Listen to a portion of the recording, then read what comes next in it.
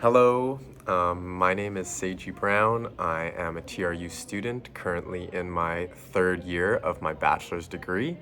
At the moment, I am studying in Japan in a city called Kyoto. It is the old imperial capital of the country, and I am studying at a school called Kyoto Sangyo University.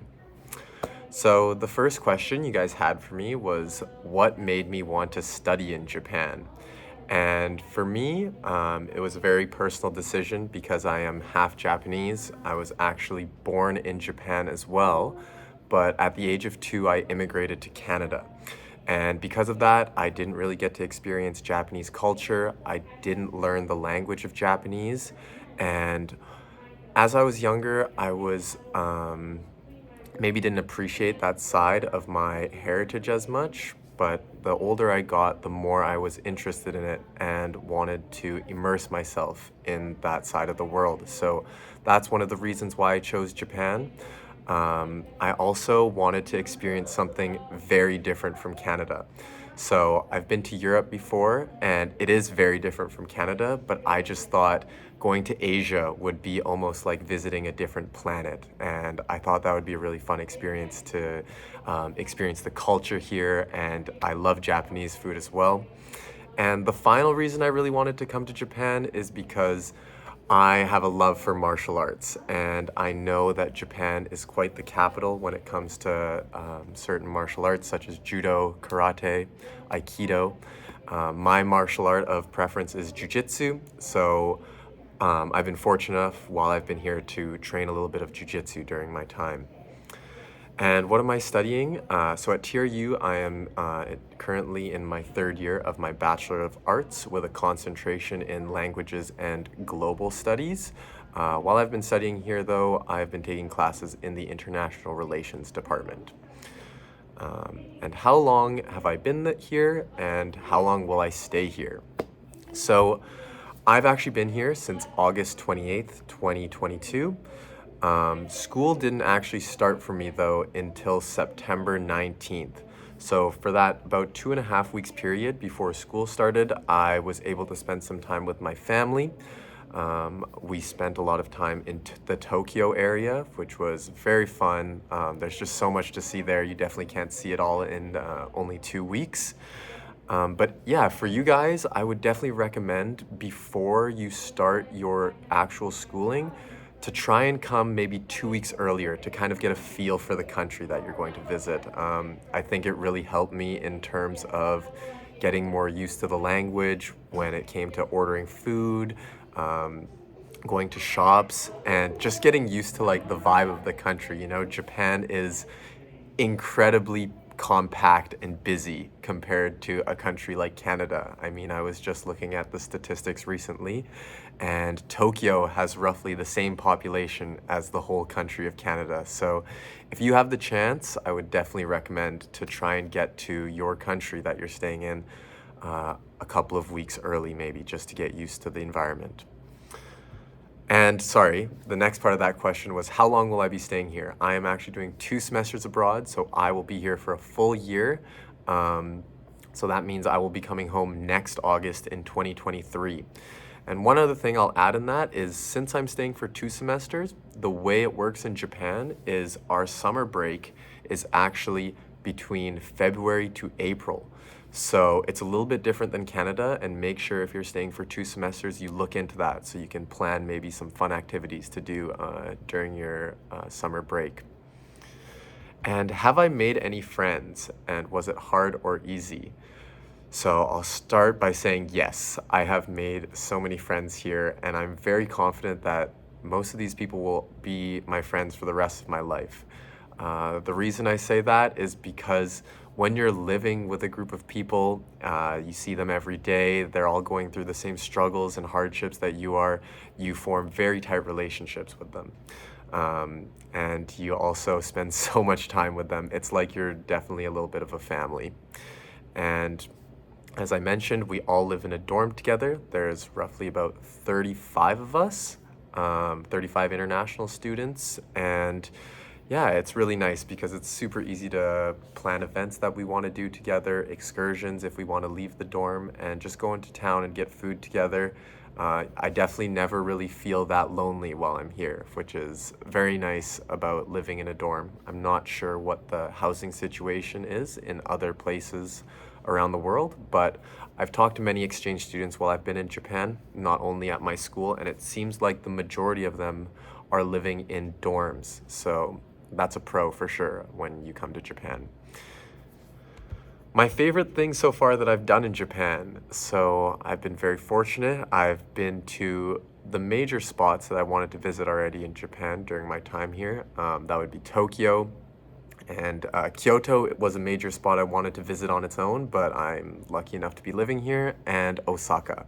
So Tokyo and Osaka are the two biggest cities in Japan. Just so much to see and so much to do there. Tokyo is, I think it's the biggest city in the world population-wise, so you will never run out of things to do in Tokyo. Unbelievable food, unbelievable sights to see, attractions. And then Osaka is the second biggest city in Japan, and it's only about 50 minutes away by public transportation. So I'm really fortunate for that. I find myself going to Osaka a lot on the weekends, and one thing that I also did do is I planned out my school schedule so that I only have classes from Monday to Thursday. And I'm so happy I did that because that gives me that extra day on the weekends to explore and do things I want to do. And Osaka is a really cool city, very different than Tokyo, I would say. If you search it up online, I'm sure you'll see lots of big buildings with these crazy signs that pop out at you, and it's very interesting to see. Also, in terms of my favorite things that I've done so far in Japan, like I said, I've only been here for about 2 months now. So I do have plans also for that summer break that I was talking about to visit hopefully South Korea, because it's such a short trip to get from here to South Korea. That's a country I've never visited before, and I think it's very different from life in Canada as well. And the Korean culture just seems so sophisticated and cool. K-pop is something I've definitely started listening to a bit since I've been in Japan. Very interesting for me. I'd love to visit Korea. And also after Korea, since we have about 2.5 months off for our break, hopefully I will be able to visit some parts of Southeast Asia. I really love Southeast Asia. Very cheap, very good food. The weather is unbelievable, so that's somewhere I'd really like to visit before I go back home. The next question, how has the weather been while I've been here? So in Japan, the weather changes drastically. So during the summer, it was the most humid weather I've ever experienced in my life. It was ridiculous, actually. I felt like I needed to take 3 or 4 showers a day, wash my clothes, change my clothes like twice a day. It was crazy. I was just sweating constantly. But that was only for about the first 2 or 3 weeks while I was here. After that, it started to cool down a lot. The weather got down past the dew point, so that means it wasn't nearly as humid during the days while I was here, and it got very nice during fall. However, I have been told that during the wintertime it actually snows a lot in Kyoto because it's in like this little valley area, and actually where my city is, it's up in the mountains. So I will be honest, I was not completely prepared for that. I will need to buy a winter coat really soon here because I think it's gonna get really cold. But I will also say the days that have been nice with clear skies, it's been absolutely gorgeous. And yeah, so I can't really complain too much about the weather. So the next question, do I feel safe?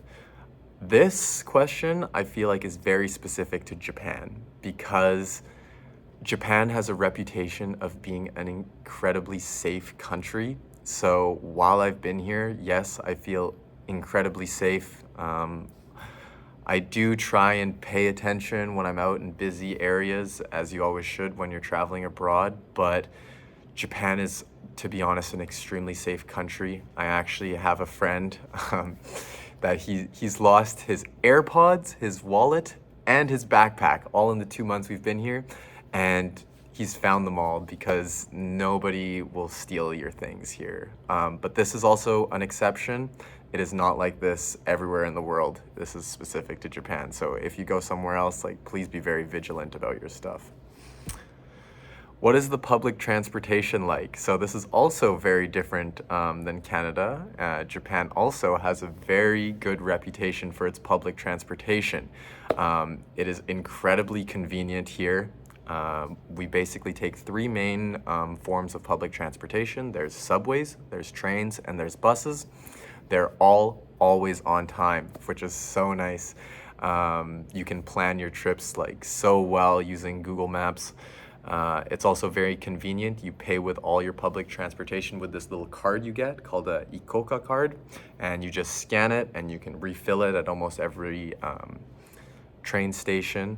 And so the public transportation is extremely convenient. When I go to Osaka, which is, like I mentioned, the second biggest city in Japan, it's only about 50 minutes away. I just have to go to the train station, transfer onto a different train, and then I make my way to the capital, not the capital, sorry, but like the center of the city in Osaka. It's very easy. Another thing is when I went to Tokyo 2 or 3 weeks ago, what I did was I took an overnight bus. And when I go traveling, I really like to take overnight buses. This is because it's a lot cheaper than flying or taking maybe like a deluxe overnight train where you get to like sleep lying down. It's very cheap. I only paid about maybe 30 Canadian dollars to get from where I am to Tokyo, which took about 7 hours by bus. And you don't have to pay for a hotel room that night, and you get your transportation, and you just arrive there in the morning, and then you have the rest of the day to do your stuff. I will admit, though, it is quite uncomfortable. I slept maybe only 4 hours, and there's someone sitting right next to you. So yeah, just bear in mind that fact. What is the housing situation like? So I talked about this briefly earlier. I live in a dorm with roughly about 35 other exchange students from all over the world. In the dorm, typically we speak English. Sometimes you hear some other languages floating around while you're here. But yeah, there's actually only one other Canadian here with me, but she's from Montreal and she has her own like completely separate culture. Her first language is French. So I do sometimes feel a little bit guilty that everybody speaks English, even though I'm the only one whose first language is English. But it's been great, as I mentioned. Typically every night people are spending time together in the common areas, cooking. People love to draw pictures here, play some board games, card games. Tonight is actually what we call Attack on Titan Tuesday, so we all get together and watch anime together, and it's a really great environment to be in. And what did I pack that I definitely didn't need? So this is kind of a tough question because you don't actually get like that much space to pack everything you need for a full year, right? So most of the stuff I pack, I definitely use.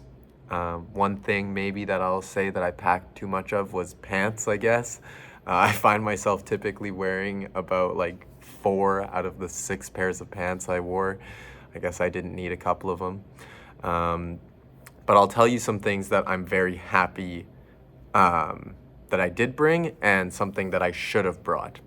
So I should have brought a winter jacket. That was just silly on my part. I should have done more research to know that it snows so much. I was just being a dumb Canadian and thought that, oh, I can tough out these winters. They don't know what winter is like in Canada, but it definitely does get cold, especially when the sun sets at night, and I'm expecting it to get very cold come January. So I should have definitely brought a winter jacket. I'm gonna have to buy one while I'm here. And I'm also very happy that I brought my backpacking backpack. So when I go on excursions for about 3 or 4 days on the weekends, I feel like just a normal backpack isn't big enough, and like you don't want to be lugging around a suitcase with you. So if you plan on doing some like additional traveling outside of your city, I think I'm very happy that I brought my backpacking backpack. It's about 65 liters, large, and like You can definitely go backpacking if you're planning on leaving for about a month even, maybe during my summer vacation. I'm just gonna bring my big backpack. It's so much more convenient than lugging around a suitcase everywhere you go. And the final question you guys have for me is, what advice would I give to another student? So first of all, get outside your comfort zone and say yes to every single opportunity that comes at you.